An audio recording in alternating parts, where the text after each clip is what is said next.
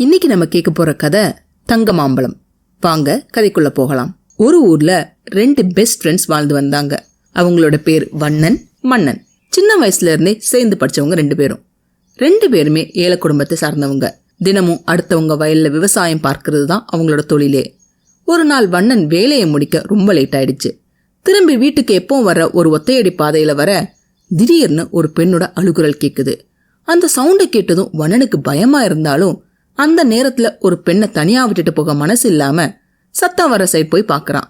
அங்க போய் பார்த்தா ஒரு வயசான பாட்டி தரையில உட்காந்து அழுதுகிட்டு இருக்காங்க. அந்த பாட்டி கிட்ட வண்ணன், என்னம்மா என்ன ஆச்சு சொல்லுங்க, நான் ஹெல்ப் பண்றேன்னு கேட்க, எனக்கு ரொம்ப தாகமா இருக்குதுப்பான்னு அந்த பாட்டி சொல்றாங்க. தான் கிட்ட தண்ணி இல்லாததால தண்ணியை தேடி அந்த சைட்ல அலையறான் வண்ணன். கடைசியில ஒரு சுனையில இருந்து தண்ணி எடுத்துட்டு வந்து அந்த பாட்டி கிட்ட கொடுக்கறான் வண்ணன்.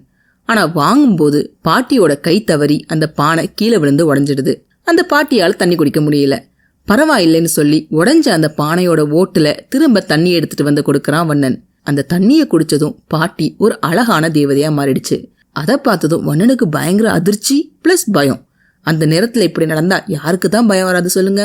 அவனோட பயத்தை பார்த்து, பயப்படாத வண்ணா, தக்க நேரத்துல நீ செஞ்ச உதவிக்கு நான் கைமாறு செய்யணும்னு சொல்லிட்டு தங்கிட்ட இருந்த ஒரு சின்ன சுருக்கு பையை எடுத்து வண்ணன் கிட்ட கொடுத்துட்டு, புத்திசாலித்தனமும் முயற்சியும் 2 கண்கள்னு சொல்லிட்டு அங்க இருந்து மறைஞ்சு போயிடுறாங்க அந்த தேவதை. வீட்டுக்கு வந்ததும் அதை பிரிச்சு பாக்குறான் வண்ணன். அதுல ஒரு மாம்பழ கொட்டை இருந்தது. இதை எப்படி புத்திசாலித்தனமா யூஸ் பண்ண முடியும்னு யோசிக்கிறான். சரி, எதுவா இருந்தாலும் என்ன, ட்ரை பண்ணி பாப்போம்னு சொல்லிட்டு தன்னோட வீட்டு கொல்லப்புறத்துல அதை நட்டு வைக்கிறான். நட்டு வச்சு ஒரு வாரத்துக்குள்ளேயே மரம் கிடுகிடுன்னு வளர்ந்துடுது. அது மட்டும் இல்லாம தங்கம் மாதிரி மின்ற மாம்பழம் அந்த மரத்துல காய்ச்சி தொங்க ஆரம்பிக்குது. கொஞ்ச நாள்லயே வண்ணன் அந்த ஊர்லயே பெரிய பணக்காரன் ஆயிடுறான். இந்த செய்தி அந்த ஊர் புறாவும் பரவுது. வண்ணனோட வீட்டுக்கு வழி சொல்றதுனாலே தங்க மாம்பழ வீடுன்னு வழி சொல்ற அளவுக்கு மாறிடுச்சுன்னா பாத்துக்கங்களேன். இந்த விஷயம் மன்னனுக்கும் தெரிய வருது. எப்படி கண்ணன் பணக்காரன் ஆயிட்டான், நம்மள மாதிரி இருந்தவன் எப்படி இவ்வளவு சீக்கிரம் பணக்காரன் ஆக முடியும், கண்டிப்பா இதுல ஏதோ ஒரு மேட்டர் இருக்குன்னு சொல்லிட்டு வண்ணன் கிட்ட விசாரிக்க போறான் மன்னன். வண்ணனும் மன்னனும் பெஸ்ட் ஃப்ரெண்ட் ஆச்சே, அதனால நடந்த விஷயத்த சொல்லிட்டு, அந்த தேவதை கொடுத்த மாங்கொட்டை தான் இந்த மாமரமா வளர்ந்துருக்குது, இத நான் வண்ணன் சொல்லிக்கிட்டு இருக்கும் போதே எனக்கு எல்லாம் புரிஞ்சிடுச்சுன்னு அவசரமா அங்கிருந்து போயிடுறான் மன்னன். வண்ணன் சொன்ன மாதிரியே அதே டைம் அதே ஒத்தையடி பாதையில மன்னன் நடந்து வர வண்ணன் கேட்ட மாதிரியே ஒரு பெண்ணோட அழுகுரல் கேக்குது. அதை கேட்டதும் மன்னனுக்கு பயங்கர சந்தோஷம். வண்ணன் பண்ண மாதிரியே மன்னனும் செய்ய அந்த பாட்டி ஒரு தேவதையா மாறி ஒரு சுருக்கு பைய கொடுத்துட்டு, புத்திசாலித்தனமும் முயற்சியும் 2 கண்கள்னு சொல்லிட்டு அங்கிருந்து மறைஞ்சு போயிடுது. சந்தோஷமா அந்த சுருக்கு பையை எடுத்துட்டு வீட்டுக்கு வர்ற மன்னன் அதுல இருந்த மாங்கொட்டைய தன்னோட வீட்டு கொல்லப்புறத்துல நட்டு வைக்கிறான். வண்ணனுக்கு நடந்த மாதிரியே கொஞ்ச நாளிலேயே அந்த மாமரம் பெருசா வளர்ந்து தங்க மாம்பழம் காய்க்க ஆரம்பிச்சிடுது. அதை பார்த்த மன்னனுக்கு சந்தோஷம் தாங்கல. அந்த மாம்பழங்களை எல்லாம் கூடையா எடுத்துட்டு போய் ஒரு நகைக்கடைக்காரன் கிட்ட கொடுத்து, இது எல்லாம் தங்க மாம்பழம், இதை எடுத்துக்கிட்டே எனக்கு காசு கொடுங்க அப்படின்னு சொல்றான். சரின்னு அந்த மாம்பழத்தை அந்த நகைக்காரர் சோதிச்சு பார்த்துட்டு அவனை பைத்தியம் மாதிரி பார்த்துட்டு, ஏயா மாம்பழத்தை விற்கணும்னா பழக்கடைக்கு எடுத்துட்டு போ, நகைக்கடைக்கு எதுக்கு கொண்டு வரேன்னு சொல்லி திட்டி அனுப்பிடுறார். மன்னனுக்கு ஒண்ணுமே புரியல. அந்த கூடையில இருந்த ஒவ்வொரு மாம்பழத்தையுமே அமுக்கி பிதுக்கி பார்க்க எல்லாமே நார்மல் மாம்பழம் தான். இப்படி அநியாயமா அந்த தேவதையும் வண்ணனும் தன்னை ஏமாத்திட்டாங்கன்னு சொல்லி கோவத்துல அந்த மாமரத்தை வெட்டி சாச்சிட்டு தேவதையை பார்த்த அந்த ஒத்தையடி பாதைக்கு போய் அந்த தேவதையை கத்தி கூப்பிடுறான்.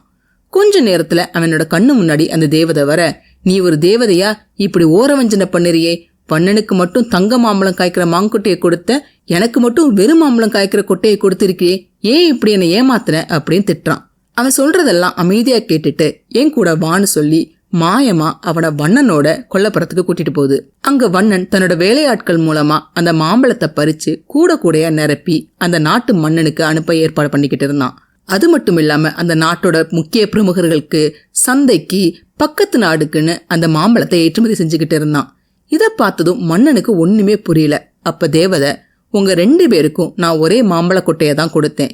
இந்த மாம்பழத்தோட ருசி தனி சுவை வாய்ந்தது, அமிர்தத்துக்கும் ஒப்பானது. வண்ணன் அதை டேஸ்ட் பண்ணி பார்த்துட்டு அதை கொஞ்சம் கொஞ்சமா வியாபாரம் செய்ய ஆரம்பிச்சான். நாளடைவுல அதோட சுவை ஊரெல்லாம் பரவி அவனுக்கு வியாபாரம் சிறப்பா நடக்க ஆரம்பிச்சது.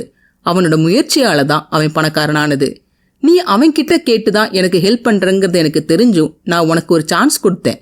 ஆனா நீ உன்னோட மூடத்தனத்தால நான் கொடுத்த வாய்ப்பை நழுவ விட்டுட்ட. உன்னோட தோல்விக்கு ஏமாற்றத்துக்கு காரணம் நானோ அல்லது வண்ணனோ இல்ல, நீ மட்டும்தான்னு அந்த தேவதை சொல்லுது. தன்னோட தவற உணர்ந்த மன்னன் தேவதை கிட்ட மன்னிப்பு கேட்டுட்டு தான் இனிமே நேர்மையா கடின முயற்சி செஞ்சு உழைப்பேன்னு சொல்லி அங்கிருந்து போயிடுறான். இதுதாங்க தங்க மாம்பழத்தோட கதை. என்னங்க, இந்த கதை பிடிச்சிருந்தா மறக்காம சப்ஸ்கிரைப் பண்ணுங்க, லைக் பண்ணுங்க, ஷேர் பண்ணுங்க. மீண்டும் அடுத்த கதையோட உங்களை சந்திக்கிறேன். நன்றி, வணக்கம்.